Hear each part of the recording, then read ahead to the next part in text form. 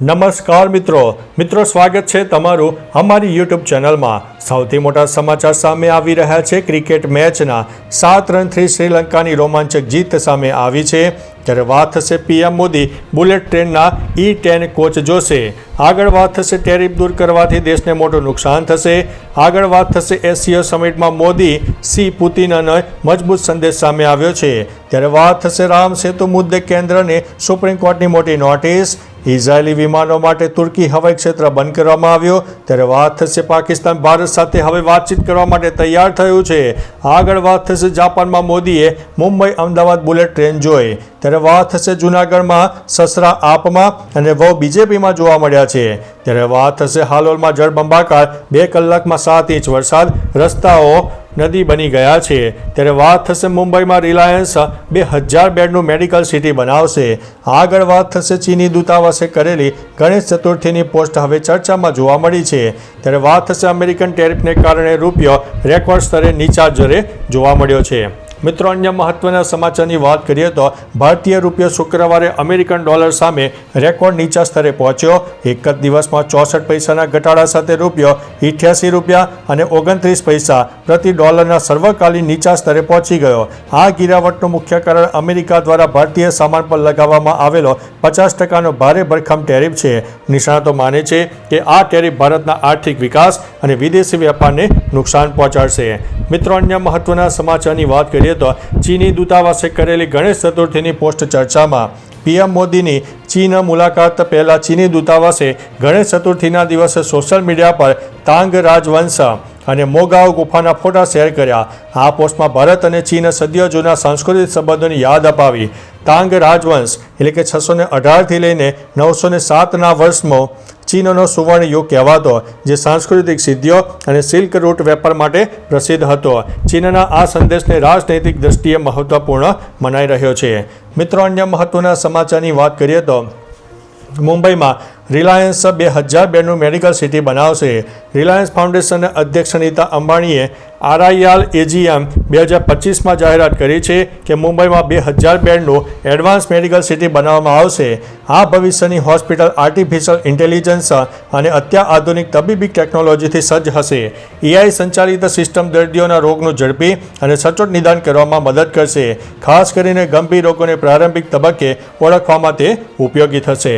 મિત્રો, અન્ય મહત્વના સમાચારની વાત કરીએ તો હાલોલમાં જળબંબાકાર 2 કલાકમાં 7 ઇંચ વરસાદ, રસ્તાઓ નદી બની ગયા છે। પંચમહાલ જિલ્લાના હાલોલમાં મેઘરાજાએ ધમાકેદાર બેટિંગ કરી માત્ર 2 કલાકમાં 6.69 ઇંચ જેટલો વરસાદ ખાબકી ગયો।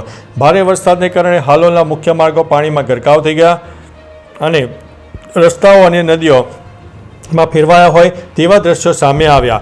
રાજ્યના 40થી વધુ તાલુકાઓમાં પણ વરસાદ નોંધાયો છે। તંત્ર દ્વારા લોકોને સાવચેત રહેવા અને બહાર ન નીકળવા માટે અપીલ પણ કરવામાં આવી છે। મિત્રો, અન્ય મહત્વના સમાચારની વાત કરીએ તો જૂનાગઢમાં સસરા આપ પાર્ટીમાં અને વહુ બીજેપીમાં જોવા મળ્યા છે। જૂનાગઢના માણાવદર વિસ્તારમાં રાજકીય ગરમાવો વધ્યા છે। ભૂતપૂર્વ મંત્રી જવાહર ચાવડાના નજીકના ટેકેદાર જીવાભાઈ મારડિયા આમ આદમી પાર્ટીમાં જોડાયા છે। આપના નેતા ગોપાલભાઈ ઇટાલિયાએ તેમને ખેસ પહેરાવીને સ્વાગત કર્યું। ખાસ વાત તો એ છે કે જીવાભાઈ મારડિયાની પુત્રવધુ હાલમાં જિલ્લા પંચાયતની સભ્ય છે અને તે ભાજપમાં છે। એટલે કે એક જ પરિવારમાં સસરા આપમાં અને પુત્રવધુ ભાજપમાં હોવાને કારણે ચર્ચાઓ ગરમાઈ રહી છે। મિત્રો, અન્ય મહત્વના સમાચારની વાત કરીએ તો જાપાનમાં મોદીએ મુંબઈ અમદાવાદ બુલેટ ટ્રેન જોઈ। જાપાન પ્રવાસે ગયેલા પીએમ મોદીએ જાપાનના પીએમ શિંગેરુ ઇશિબા સાથે બુલેટ ટ્રેનના એડવાન્સ E10 કોચની મુલાકાત લીધી। આ ટ્રેન 2030 સુધીમાં તૈયાર થશે અને તે Mumbai Ahmedabad high speed rail corridor ઉપર દોડશે। જાપાન ભારતને 2 બુલેટ ટ્રેન ભેટ આપશે। ભારતીય પાયલટ્સને પણ મળ્યા, જેમને જાપાનમાં તાલીમ આપવામાં આવી રહી છે। જાપાને 10 વર્ષમાં ભારતમાં 6 લાખ કરોડના રોકાણની જાહેરાત કરી છે।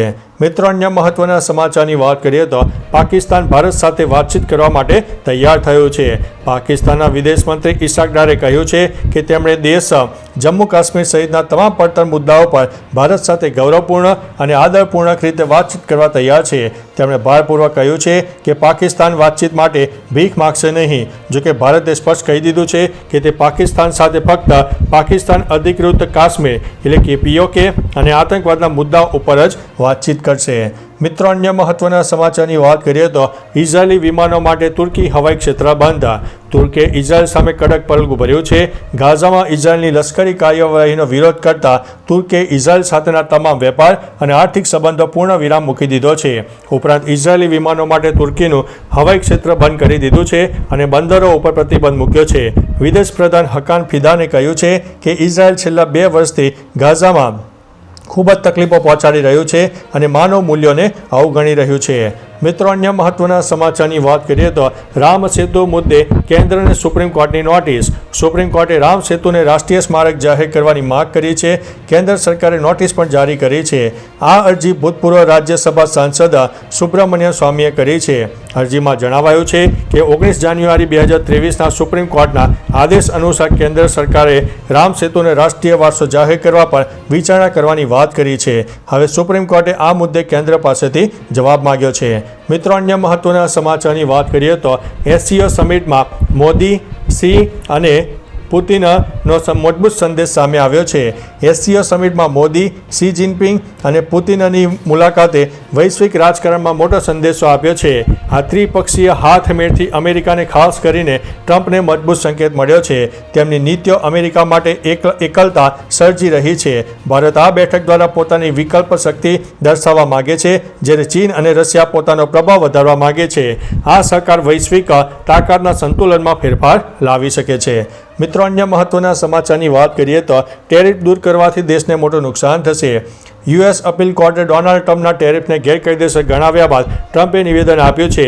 જે બધા ટેરિફ હજુ લાગુ છે તેમણે કોર્ટે લીધેલા નિર્ણયને ભૂલભર્યો અને પક્ષપાતી ગણાવ્યો. ટ્રમ્પે કહ્યું કે અમેરિકા અંતે જીતશે અને જો આ ટેરિફ દૂર થયા તો દેશની મોટી આફત આવશે. તેમણે સ્પષ્ટ કહ્યું છે કે અમેરિકા હવે મિત્ર કે દુશ્મન કોઈ પણ દેશના વેપાર અવરોધોને સ્વીકારશે નહીં. મિત્રો અન્ય મહત્વના સમાચારની વાત કરીએ તો પીએમ મોદી બુલેટ ટ્રેનના E10 કોચ જોશે. પીએમ મોદી જાપાનના મુલાકાતના બીજા દિવસે મિયાગી પ્રાંતમાં બુલેટ ટ્રેનના અદ્યતન E10 કોચ જોવા મળશે. આ ટ્રેન 2030 સુધીમાં તૈયાર થવાની શક્યતા છે અને તેની ટોચની ગતિ 400 કિલોમીટર પ્રતિ કલાકની રહેશે. ભારત અને જાપાન મળીને આ પ્રોજેક્ટ ઉપર કામ કરી રહ્યા છે. ભારતમાં આ bullet train Mumbai Ahmedabad high speed rail corridor ઉપર દોડશે. અહેવાલો મુજબ જાપાન સરકાર ભારતને 2 બુલેટ ટ્રેન મોડલ ભેટ રૂપે આપશે. મિત્રો અન્ય મહત્વના સમાચારની વાત કરીએ તો 7 રનથી શ્રીલંકાની રોમાંચક જીત થઈ છે. શ્રીલંકાએ ઝિમ્બાબ્વે સામે પહેલી મેચમાં રોમાંચક જીત મેળવી. પહેલા બેટિંગ કરીને શ્રીલંકાએ 299 રનનો લક્ષ્યાંક આપ્યો હતો. જવાબમાં ઝિમ્બાબ્વેની ટીમ વિજયની નજીક પહોંચી ગઈ હતી. છેલ્લી ઓવરમાં 10 રનની જરૂર હતી ત્યારે શ્રીલંકાના બોલર મધુશંકાએ અજોડ કમાલ કરી. પહેલા 3 બોલમાં હેટ્રિક લીધી અને સિકંદર રઝા, ઇવાન્સ અને નગરવાને આઉટ કર્યા. અંતે ઝિમ્બાબ્વેને માત્ર 7 રનથી હરાવીને શ્રીલંકાએ અવિસ્મરણીય જીત મેળવી છે. તો ચાલો મિત્રો, ફરીથી દેશ અને દુનિયાના સુપરફાસ્ટ સમાચાર લઈને મળતા રહીશો. ત્યાં સુધી અમને રજા આપશો. નમસ્તે.